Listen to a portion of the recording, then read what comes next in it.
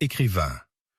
Gary Victor, Lionel Trouillot, Dany Laferrière, Yannick Lahens, Jean-Claude Fignolet, Évelyne Trouillot, Claude Pierre et Michel Soucard, gardiens de la mémoire et de la parole du pays.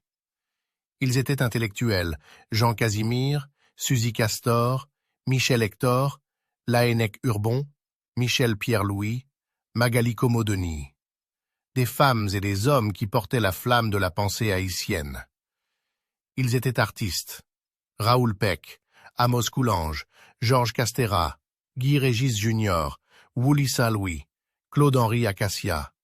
Chacun d'eux, une lumière dans la conscience nationale.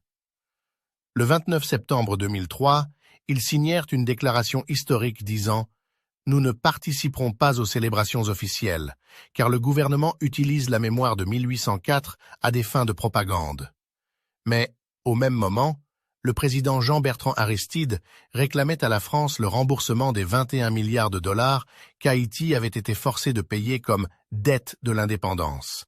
La France avait brisé nos poignets, volé nos richesses et fait payer à une nation libre le prix de sa liberté.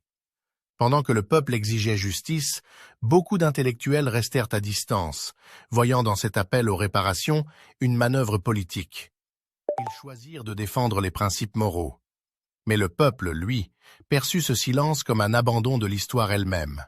Pourtant, il savait mieux que quiconque ce que signifiaient 2 siècles d'indépendance.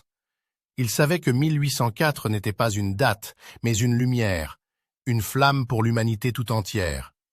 Peut-être, oui, ils auraient pu se lever ensemble, non pour un gouvernement, mais pour honorer les ancêtres. Dessalines, Toussaint Louverture, Sanité Belair, Catherine Flon, et toutes les âmes sans nom qui versèrent leur sang pour la liberté.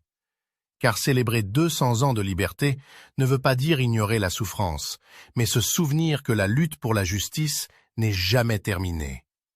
La véritable célébration de 1804 ne se trouve ni dans les discours, ni dans les parades. Elle est dans la mémoire, dans la dignité, dans le combat continu pour la réparation et le respect. La liberté n'est pas un cadeau, mais un héritage qu'il faut défendre. Message aux intellectuels. Appel à l'unité. Frères et sœurs de la pensée, écrivains, professeurs, artistes et rêveurs, vous portez un devoir sacré. L'indépendance n'a pas de couleur politique.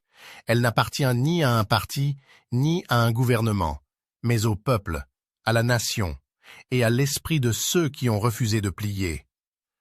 Quand nous célébrons 1804, ce ne doit pas être pour nous diviser, mais pour nous rassembler. Rassemblons-nous, sans préjugés, sans haine, sans orgueil, pour montrer au monde que les enfants de Dessalines peuvent encore s'unir pour défendre la dignité et la liberté d'Haïti. Car lorsque les intellectuels s'unissent, l'âme d'Haïti recommence à briller.